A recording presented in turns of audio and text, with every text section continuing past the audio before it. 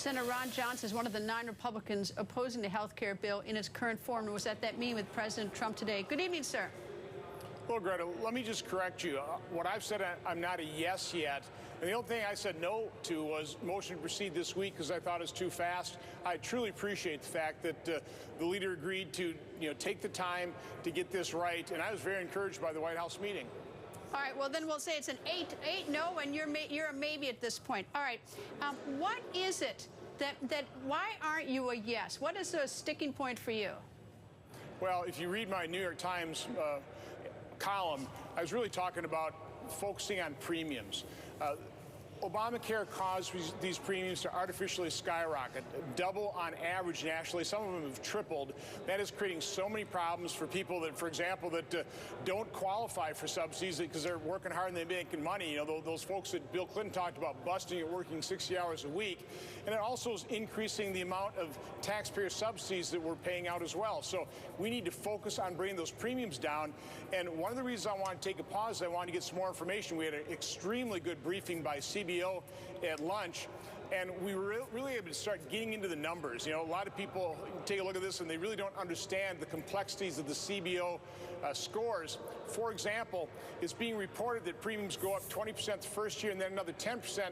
No, it's 20% over the baseline the first year, 10% over the second. So premiums start declining the second year, and then they take a really large decline the third year. That's pretty good news. And the other thing I have to report is the baseline in terms of the number of people insured is being compared against the baseline from March 2016, over a year and 3 months ago. And Obamacare markets are always collapsing, but they are in far worse shape. When you take a look at just their January 17 baseline, I've got to complete this. We are barely losing number of insureds compared to the January 2017 baseline. So we've got to really get the numbers right. We got to get this information out because the Senate bill's looking better all the time. Let me ask you a couple quick questions. You don't want the premiums to go up, right? I want them to decline because they were artificially increased. They should decline. And you think the subsidies are too much, right?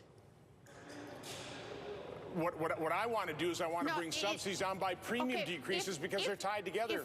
Well, that's my point is that, I mean, the subsidies are keeping the premiums down for certain people. So if you lower the subsidies, the premiums are necessarily going to go up.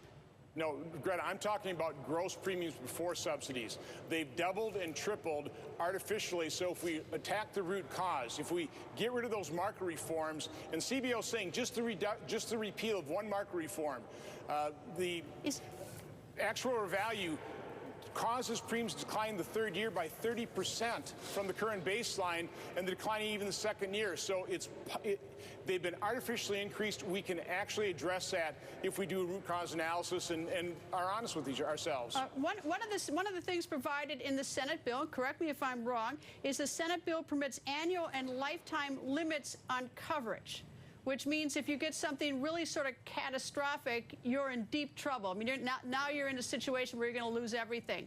I would recommend we not include that in the Senate package because age 26 and lifetime maximums has just a negligible influence on those skyrocketing premiums. It's the other market reform. So I'd be happy to kick that out of the Senate. What about the annual limits? The annual limits too? Because that doesn't matter how old you are. The annual limits could kill you. Yeah, no, I know, and that's a negligible effect on insurance premiums. I was shocked when I saw the data on that, so I would kick that out of the Senate bill. I wouldn't put those back in. All right.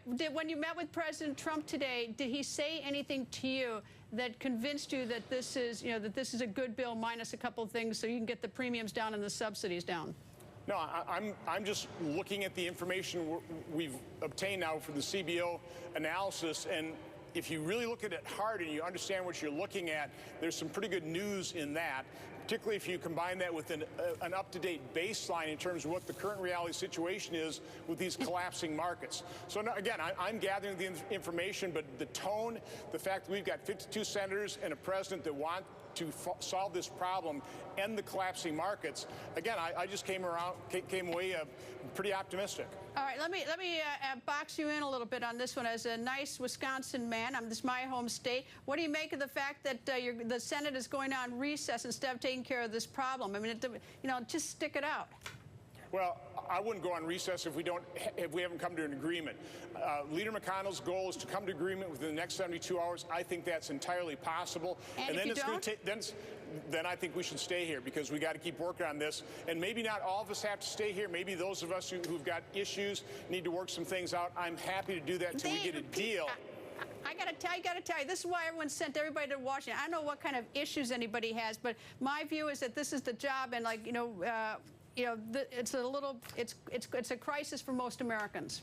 Yeah, again, I'm willing to work 24/7 to get this thing done. Good. I've got you on record. Just Senate Majority Leader McConnell's not going to like you for that one. But anyway, thank you for joining me, sir. Have a great night.